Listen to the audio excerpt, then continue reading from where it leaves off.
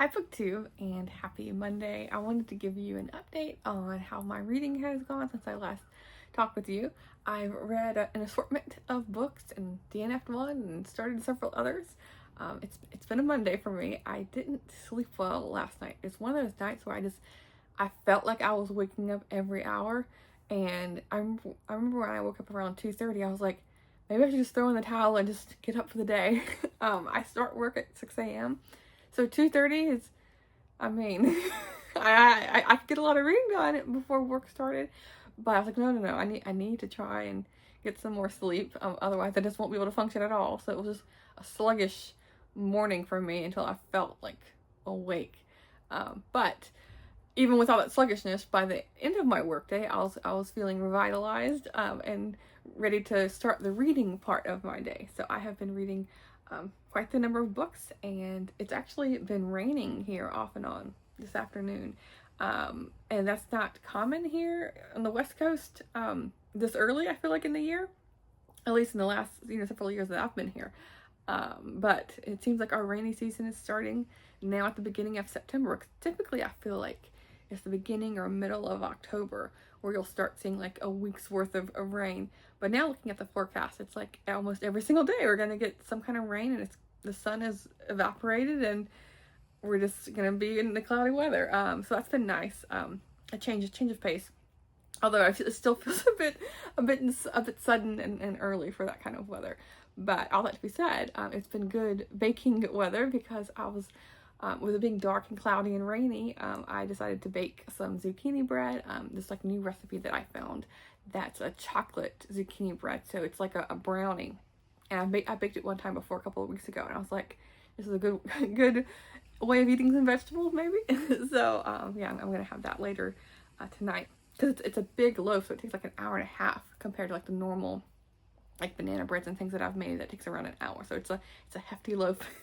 But anyway, on to the books. So I have finished, I'll start with the books I've finished. In Grandma's Attic, Stories to Live, Love, Laugh, and Learn by Arletta Richardson. I feel like I want to stress like the learn by part of this book. This is the first book in a series.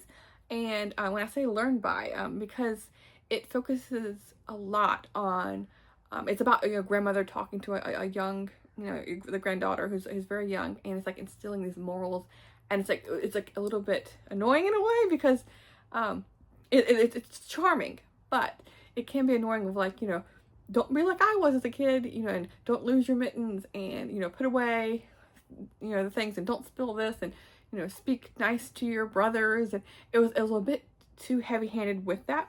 But that being said, I still enjoyed the stories, going through like a button bag and talk about what each button represented in the grandma's past, or going through the quilt patches and things like that, or when she meets up with her brothers, like, oh, did your grandma tell you this story? So I liked that aspect of it. I didn't like the moralizing so much, but I will continue on with this series because I've gotten a whole bunch of these when I was in Seattle recently. Then I just now finished, right before I sat down to film this, Gladys Tabor Still Cove Journal. And here she is on the back with her cat Amber. As I mentioned when I previously showed this book, when I was reading the introduction, this was actually the last book that Gladys Tabor ever published. It was published a little bit after she died, and her daughter put together the introduction. And it actually ends with talking about the day she died. It just gives you the date. But the author herself, she starts the book in April and goes through March. And so she's talking about in March how she can't wait for April.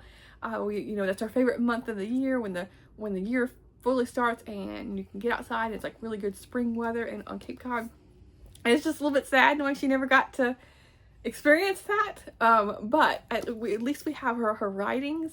And I feel like she thoroughly enjoyed like the seasons, because all of her books really like are just saturated in the flow of the seasons. And so this book also includes many recipes I was surprised to see. Like almost every chapter had one or two recipes sprinkled in there amongst the page.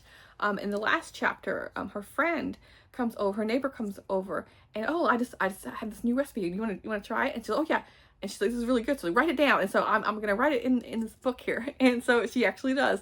And she talks about how she doesn't like copying down really long recipes. She likes the shorter and sweeter ones, you know, to write them in books like this. But so, oh, this one is too good not to write down. So even a little bit longer when she'll put in there. So it's like, it's nice. It feels like you're sitting down with her, and you're just like, you're over cups of tea, and you're sharing recipes and what's going on in your backyard. And, oh, did you try the new shop that's on the street and things like that. So it's just a charming, nice book.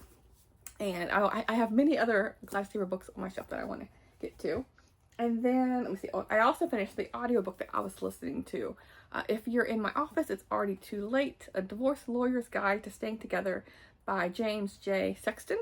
And as I mentioned, I feel like the last time I talked about this book, it was giving me anxiety in a way, because this is all about a divorced lawyer's experience, handling different cases, and the knowledge that he's learned through all of his years of practicing, you know, dealing with the different sides, because, you know, depending on the client he has, either he's, you know, he could be dealing with the one that cheated on the other one, or it could be the one that's, you know, the victim, or, you know, things like, so it's all kinds of perspectives on things. And so this isn't really a guide. He even mentions multiple times, this is not a guide on how to make a relationship successful. It's more of how to avoid, you know, the pitfalls, and I mean, not avoid it, but just like making everyone aware of how things can go wrong. But all that to be said, I liked the ending of the book. It gave you a little bit more hope, I feel like, than the book itself. Because the book, I mean, it was kind of hard to read it at some points. Just knowing how bad people can be to each other when they get to, you know, certain breaking points and things like that. And it just makes me sad. But the ending, at least, it was like, you know, all of this to be said kind of thing. You know, if you communicate and you're open and honest, I feel like no matter what kind of relationship you're talking about, whether, you know, brother and sister or friend, aunt, uncle, whoever it is, I feel like that's the key to having, you know, meaningful, lasting relationships. And so I did appreciate it for that. And it was eye-opening in a way, for that. Okay, so then the book I DNF'd, you know, did not finish. I read a bit of this. The Runaway Visitors by Eleanor Farnes. This is a book I found at a little free library a week or two ago. This is number 1787 in the Harlequin romance line. And these are the older books that came out in like the 60s and 70s. And when I saw these, I was like, oh, I'll have to give them a try, because I don't often see these around. And I don't have much experience with these older books. I recently got into reading romance books from you know, being here on BookTube and seeing people, you know, rave about this. So I do like the newer ones, especially like the mystery lines, the suspense, and what's the other line? Intrigue. I like those. But this one, I feel like I've read multiple books that are like from the 50s and 60s, and they've all been a bit duds for me. This one, I couldn't grip my way through it because it's about, what is her name? Victoria, and she's kind of like taking care of her brother and sister, who are 13 and 15, I believe, and because she's taking care of them because her mother and father are out most of the year, every single year, so they're far, far away in random countries with, you know, no access to communication. And so she's 19 or 20 and having to take care of these children, her brother and sister. And then she gets sent for the summer to a man's house who is also not emotionally available and uncommunicative. But he's like the love interest. So I'm just like, it's like, talk about like the divorce book. It's like people repeating past mistakes. So it's like, I just couldn't get on board with it at all. Couldn't get on board with it. So this was a DNF. It's just going to go back to a little free library. And that's the thing with these little free library books, like I've mentioned before, I have no monetary investment in these, so I can easily just let them flow through my fingers if need be. But at least I gave it a try. And I do like the cover. I like the pink with the blonde and all that. Okay, so then I'm going to briefly talk about two books that I have started. Like I said, I feel like, let's see, 1, 2, 3, 4, 5, 6 books that I've either started or stopped or finished. And so when I started earlier today, The Stranger by Albert Camus. This is a book I am surprised I have never read.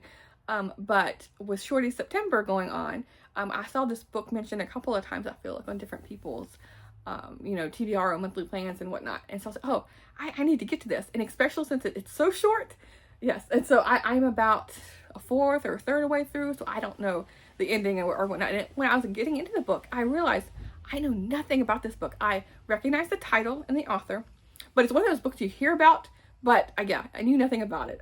So I don't want to review it or anything until I get more of the way through it. But it's about a man who is at a vigil, basically, and different people are coming in and out of this room that he's in. So I have no idea exactly where this is going to go from there.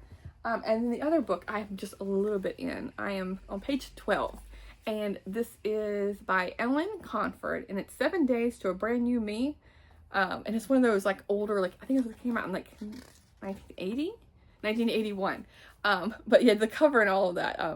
I found this like a week or two ago, so it's nice to like read books as soon as I get them. That's always fun to do. But it's about a girl who is interested in a boy that has a locker beside her in school, but she has no confidence in herself. And so her goal is to get him to just see her and not just like see through her kind of thing. And so she sees this book in a bookstore that's called 7 Days to a Brand New Me. So every day she's going to read each section, each step, and then improve herself so that she'll be noticeable to him. It's reminding me of Grease, like how she's going to change herself and things like that. But hopefully not. We'll see how this goes. But it's a fun, quick read. So that is what I've been up to today. Despite my lack of energy at the beginning of the day, I feel like by mid-afternoon I get this burst of energy and I can get a lot done. You can surprise yourself, I feel like. But hopefully I'll get a better night's sleep and have a better tomorrow. The workday was just okay. It was just sluggish. It was like, do I really want to be staring at a bright white computer screen? Not really, but I made it through. But I'll talk to you soon. Thanks, BookTube.